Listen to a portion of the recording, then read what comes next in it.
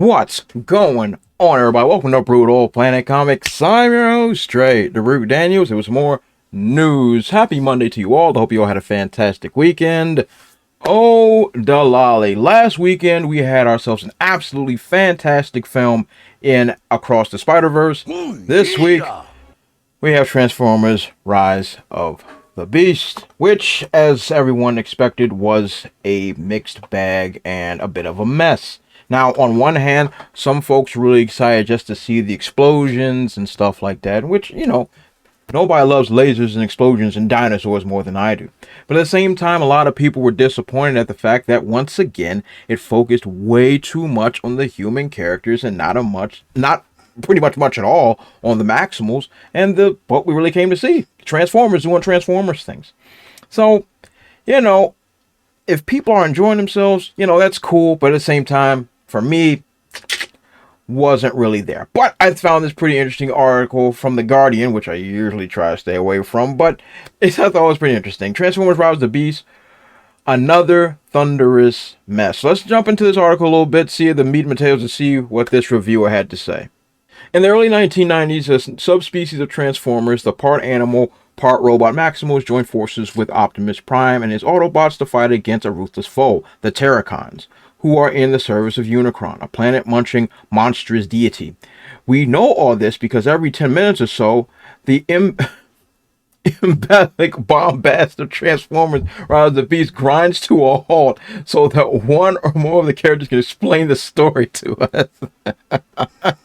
It's true. That's very true. That did happen. All right.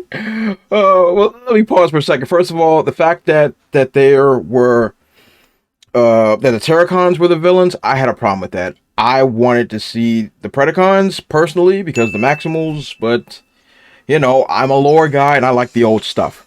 The article continues, you could argue that any film that requires this much laden exposition to nail down its plot points really shouldn't be trusted with heavy machinery. But then smashing stuff up was always the point of the Metal for Brain Transformers series, the dumbest and noisiest of all billion-dollar movie franchises, and the latest installment certainly delivers on needless destruction and world-class stupidity.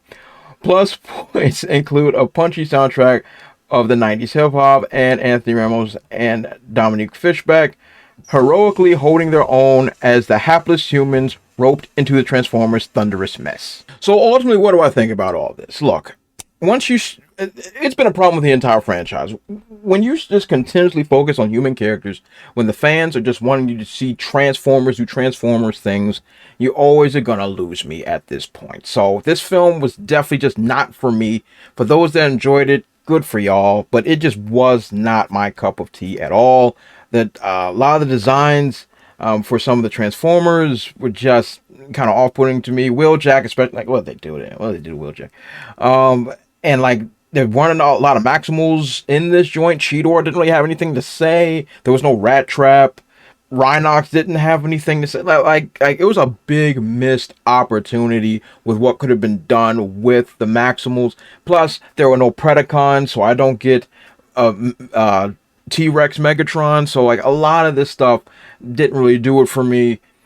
And Optimus Prime being a jerk again, all that stuff. None of this landed for me. But if somebody just went there to see the explosions, I'm sure they had a good time. But this film was just not for me. So what do you guys think? Let me know in the comment section below. Were you into Transformers Rise of the Beast? Was this everything you look for? Maybe you're a Beast Wars fans like me and this did not do it for you. Please let me know. And do all those great YouTube things. Like, comment, subscribe, and share the video. As always, you guys have been awesome. And I'll catch you all next time.